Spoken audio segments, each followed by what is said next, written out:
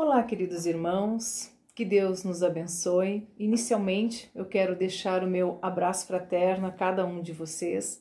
Vamos agradecendo neste momento a oportunidade deste nosso encontro, do nosso estudo através do Centro Espírita Allan Kardec.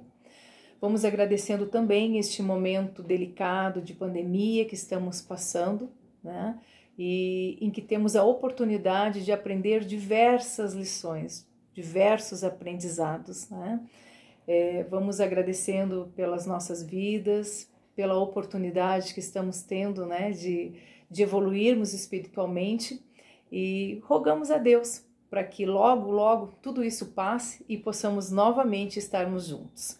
Eu convido vocês neste momento para fazermos a oração que Jesus nos ensinou e que nos eleva a Deus. Pai nosso que estais no céu, santificado seja o vosso nome. Venha a nós o vosso reino. Seja feita a vossa vontade, assim na terra como no céu. O pão nosso de cada dia nos dai hoje. Perdoai, Senhor, as nossas ofensas, assim como nós perdoamos a quem nos tem ofendido. Não nos deixes entregues às tentações. Livra-nos, Pai, por misericórdia de todos os males, hoje e sempre. Queridos amigos, coube a mim fazer um estudo sobre este tema. O Espiritismo não faz milagres. Vocês encontram na Gênese, no capítulo 13, no item 4. O Espiritismo não faz milagres, ele vem a seu turno fazer o que cada ciência fez no seu advento. Revelar novas leis e explicar os fenômenos compreendidos na alçada dessas leis. Então, o milagre, ele sempre foi entendido como um ato do poder divino contrário às leis conhecidas da natureza.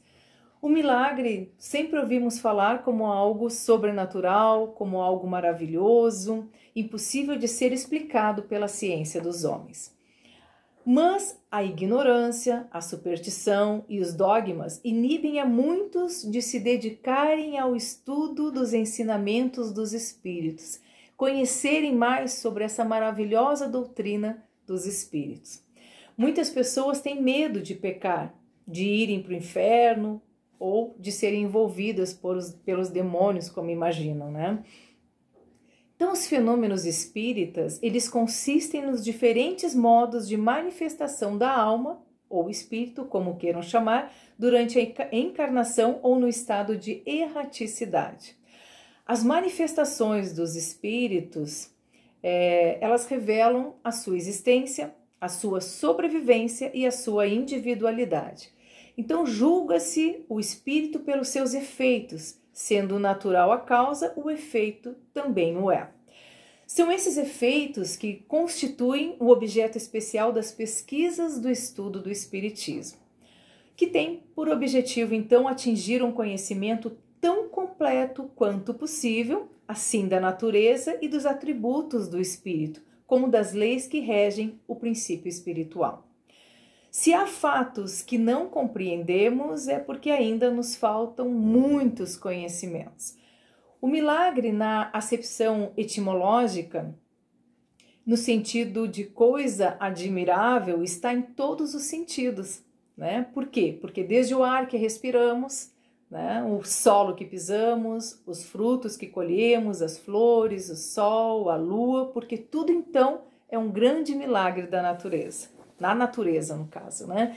Então, Jesus curou, acalmou águas revoltas, multiplicou os pães, ressuscitou os mortos, transformou a água em vinho, mas nunca como uma ação milagrosa.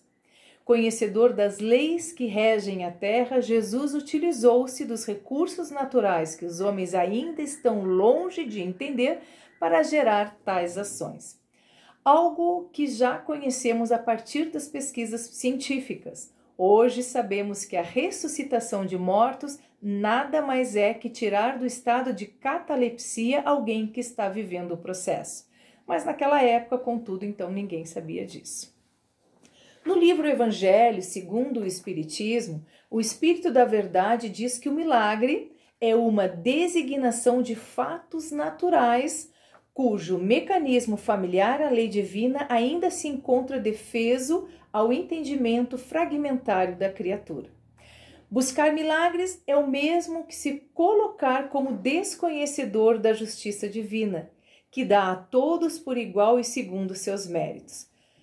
As figuras interpretadas antigamente como milagres foram questionadas por Allan Kardec, codificador da doutrina espírita, que reconhece então os fenômenos chamados mediúnicos relatados em diversos textos evangélicos que podem ser explicados então por leis naturais que o Espiritismo acabava de formular. Não havia necessidade de imaginar uma explicação sobrenatural, bastava entender que todos os fenômenos podem ter uma explicação por leis naturais. Então Kardec retira a discussão dos milagres dessa acepção etimológica da palavra de que os milagres seriam uma derrogação das leis naturais. Para Kardec, o homem, por não saber explicar, então, determinado fenômeno, às vezes ele pensava que era algo que as leis naturais não explicariam. Mas quando ele conhece, então, as leis naturais, ele tem condições de obter, então, uma explicação sobre os fatos. No entender das massas, o milagre vai implicar a ideia de um fato extranatural, no sentido teológico, e pode ainda ser o conjunto ou o consenso de doutrinas de determinadas religiões, tratados fundamentais sobre escritos cristãos, islâmicos ou judaicos.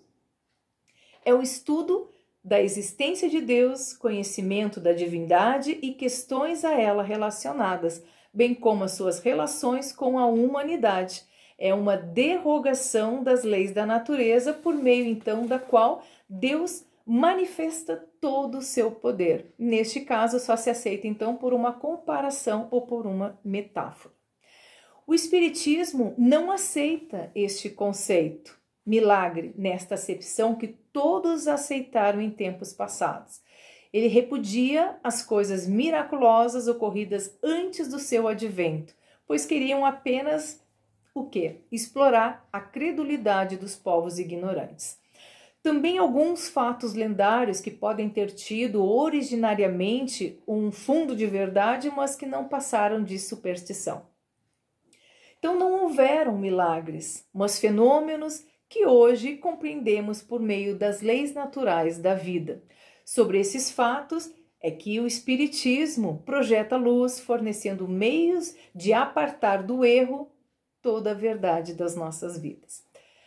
O Espiritismo vai explicar fatos que eram tidos como milagrosos, por não compreendidos, mas que, trazendo à luz então da doutrina espírita, tudo se baseia nas leis naturais. Daí a importância do estudo, daí a importância de buscarmos sempre o conhecimento para entendermos essas leis naturais. Bom, as leis naturais, elas são tão bem construídas por Deus que ele não precisa violá-las para que as coisas funcionem, basta cumpri-las. É o fluxo natural das experiências vividas entre o céu, que é a vida espiritual, e a terra, que é a nossa vida corpórea. Os fatos que o Evangelho relata e que foram até hoje considerados milagrosos pertencem, na sua maioria, à ordem dos fenômenos psíquicos, isto é, dos que têm como causa primária as faculdades e os atributos do espírito.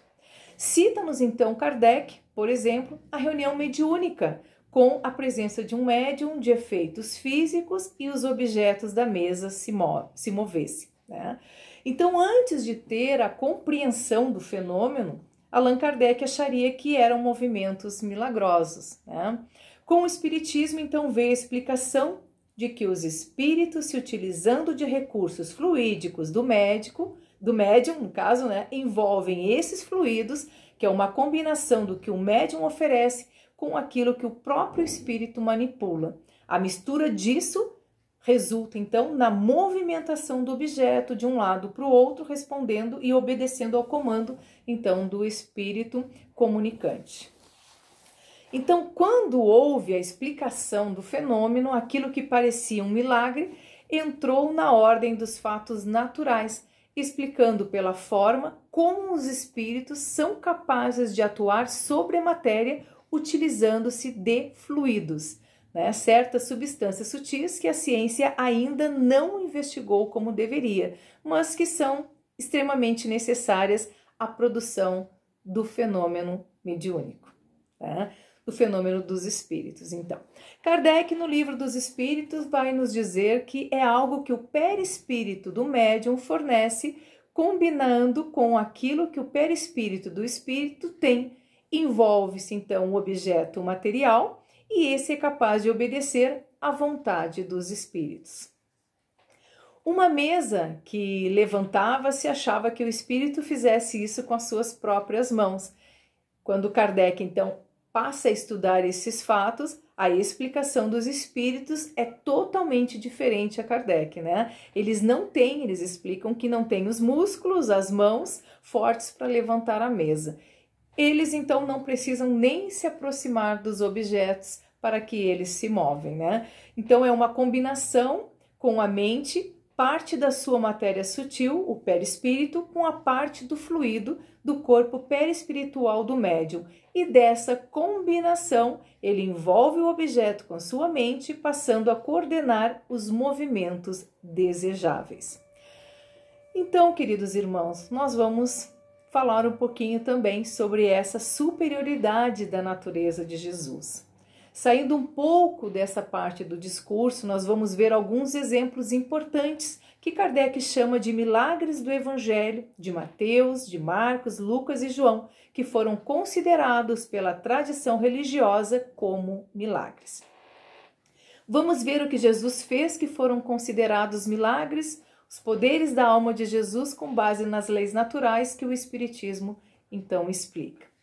Jesus, um espírito superior, desprendido da natureza, né? Apesar de viver a experiência corpórea, Jesus, ele não tinha fraqueza, ele tinha muitas virtudes, como sabemos. Fazendo uma ligação da lei natural da vida, nós temos hoje os nossos anjos da guarda, os nossos mentores espirituais, cada um tem. Então, Jesus, como espírito da primeira ordem na escala evolutiva, viveu na Terra ensinando-nos o amor. Suas curas se davam em virtude do seu poder pessoal, como podem fazer em certos casos alguns encarnados na medida das suas forças. Com relação às curas de Jesus, um exemplo, a perda de sangue pelo paralítico, né? Então nós vamos ver que a qualidade transformadora, curadora dos fluidos está na razão dos sentimentos, dos pensamentos e desejos verdadeiros.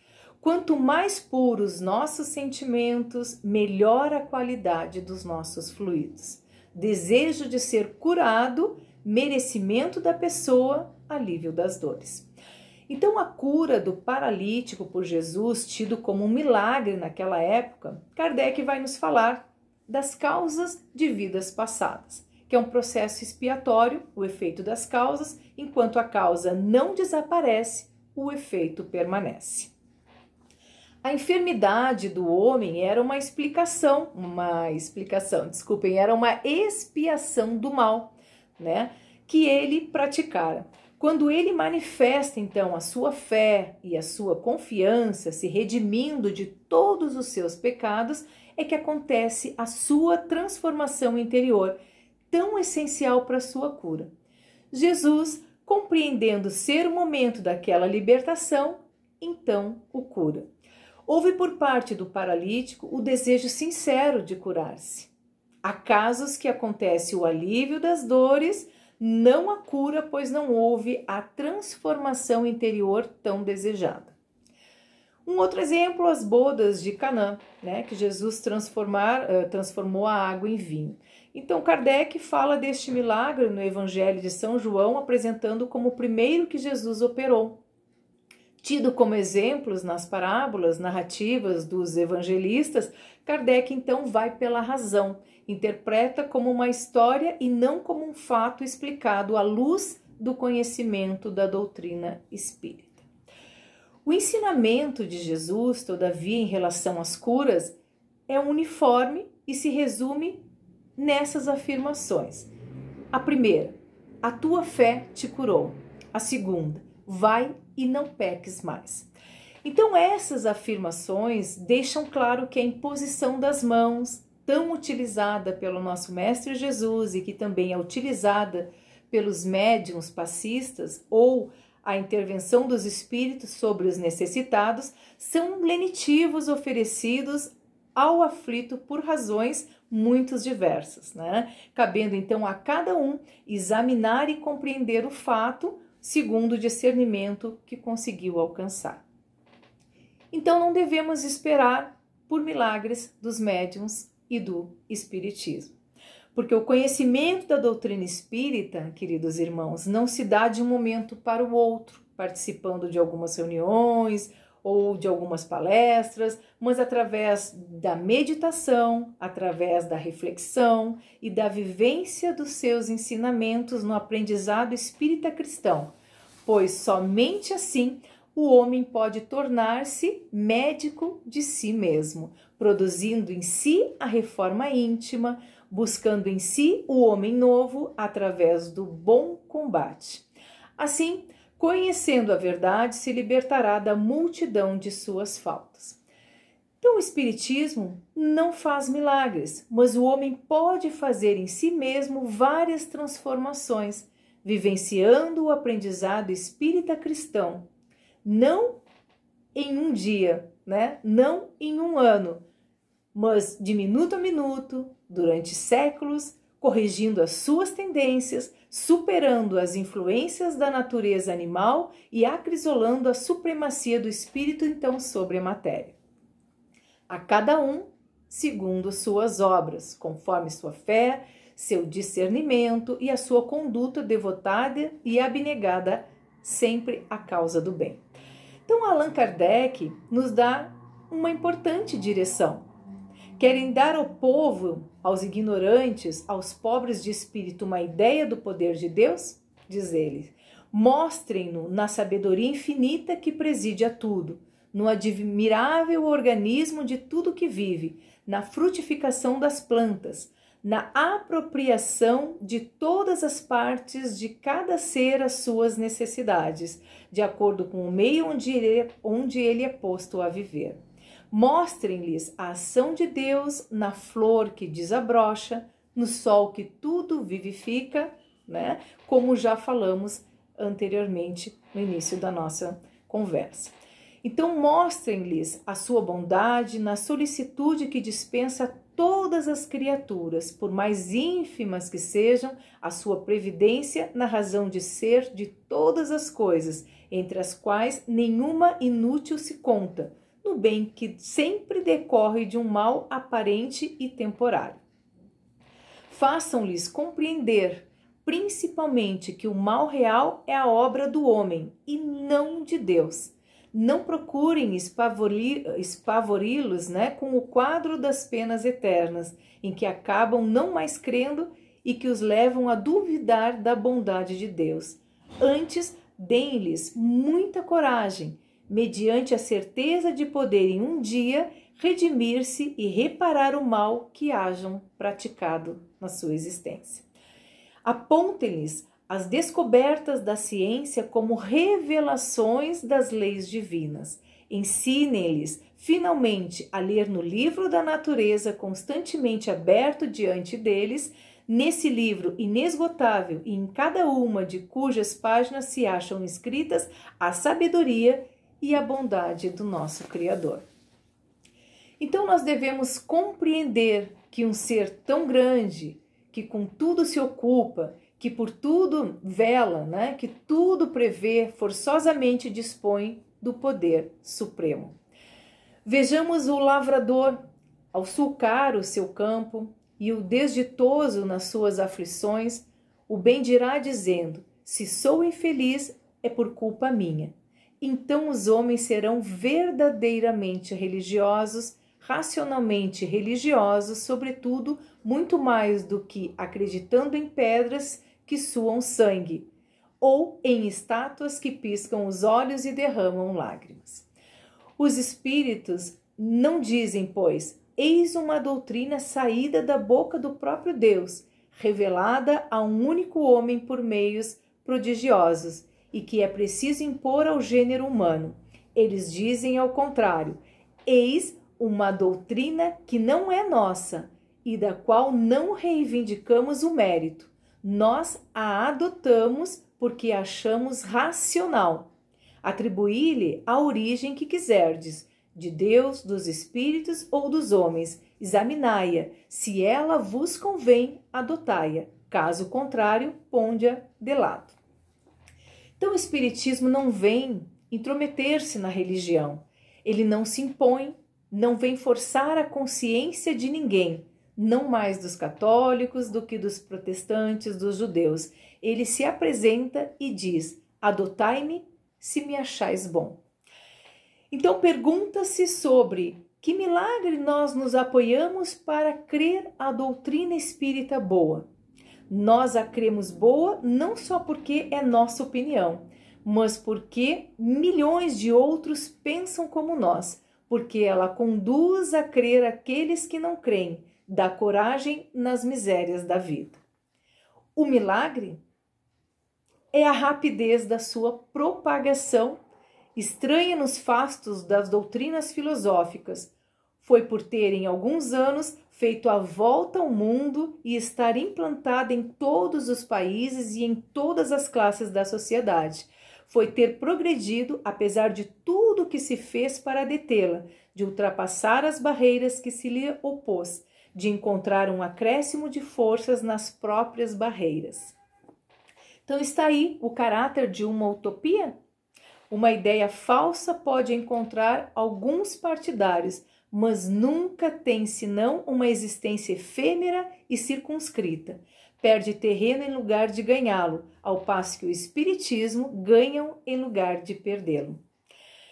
Quando é visto germinar por todas as partes, acolhido por toda parte como um benefício da providência, é ali que está o dedo da providência. Eis o verdadeiro milagre, e nós o cremos suficientemente para assegurar o nosso futuro. Portanto, queridos irmãos, o Espiritismo, para se estabelecer, não reivindica a ação de nenhum milagre, não quer em nada mudar a ordem das coisas. Procurou e encontrou a causa de certos fenômenos erradamente reputados como sobrenaturais. Em lugar de se apoiar no sobrenatural, repudia-o por sua própria conta. Dirige-se ao coração e à razão. A lógica lhe abre o caminho para a evolução espiritual da humanidade. Então esses foram as explanações, né? O que trouxemos, né? Esse estudo feito sobre então este tema que o Espiritismo não faz milagre. A ideia do milagre como algo, né, muito miraculoso, mas que nós podemos pensar, né, não como algo fenomenal, miraculoso, mas como essa força de Deus e de Jesus dentro de nós. Esse é o milagre da nossa vida, né? Termos a fé e a esperança de que eles habitam em nós e que nos deixaram muito do seu amor, né? Através de toda essa natureza, através de todos os ensinamentos de Jesus. Então tá aí, a força do nosso espírito dentro de nós, fazendo movimentar todas as nossas mudanças, né? Toda a nossa capacidade de transformação, de fazermos a nossa reforma íntima. Começa por cada um de nós. Então, queridos irmãos, eu deixo mais uma vez o meu abraço, né? E em breve estaremos todos juntos, se Deus quiser. Então vamos agradecendo por essa oportunidade deste encontro, né? Rogando a Deus pela proteção a cada um de nós. Até uma próxima oportunidade.